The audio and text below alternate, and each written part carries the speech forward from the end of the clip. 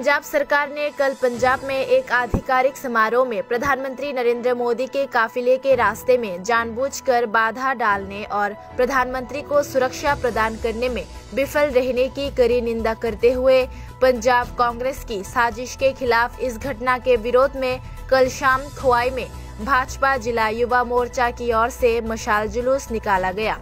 उसी दिन मशाल जुलूस भाजपा अंचल कार्यालय से निकलकर खोवाई शहर का चक्कर लगाते हुए फिर से अंचल कार्यालय पर समाप्त हुआ। उस मौके पर भाजपा खोवाई जिला प्रभारी अमित रक्षित, मंडल अध्यक्ष सुब्रत मजुमदार और युवा मोर्चा के नेता मौजूद रहे। যেভাবে সুপরিকল্পিতভাবে আটকানো হয়েছে, প্রাইম মিনিস্টারের সিকিউরিটি প্রটোকল কি থাকে আপনারা জানেন।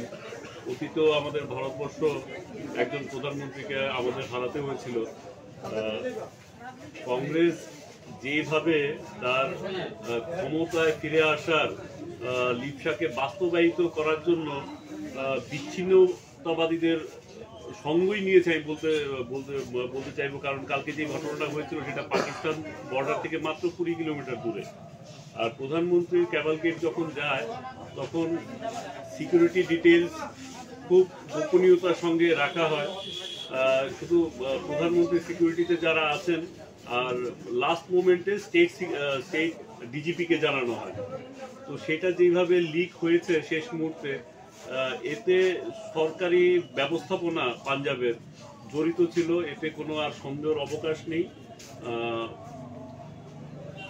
এই ধরনের ঘটনা ভারতবর্ষে আবার ঘটতে পারে বা কংগ্রেসের মতো দলরা এত নিচু স্তরে নেমে ভারতবর্ষের প্রধানমন্ত্রীকে এমন একটা সিকিউরিটি রিস্কের মধ্যে নিয়ে আসবে, সেটা ভাবা যায়নি। অত্যন্ত নিন্দনীয় না শুধু, এই ধরনের ঘটনা যেন আর না ঘটে তার জন্য আমরা জানেন আমাদের প্রধানমন্ত্রী মাননীয় নরেন্দ্র মোদীজিকে শুধু আমরা প্রধানমন্ত্রী হিসেবে দেখি না, উনি আমাদের দেশকে বহু কাঙ্ক্ষিত যেই কক্ষে পৌঁছে দিয়েছেন। সারা বিশ্বে ভারতবর্ষকে যেই সম্মানের চোখে আজকে দেখা হয় সেটা উনার জন্যই।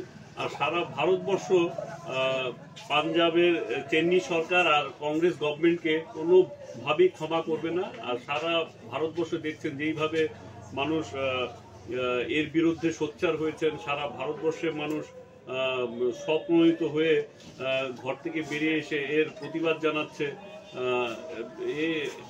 এই ঘটনা যেমন অভূতপূর্ব, এর পরিপ্রেক্ষিতে মানুষ যেভাবে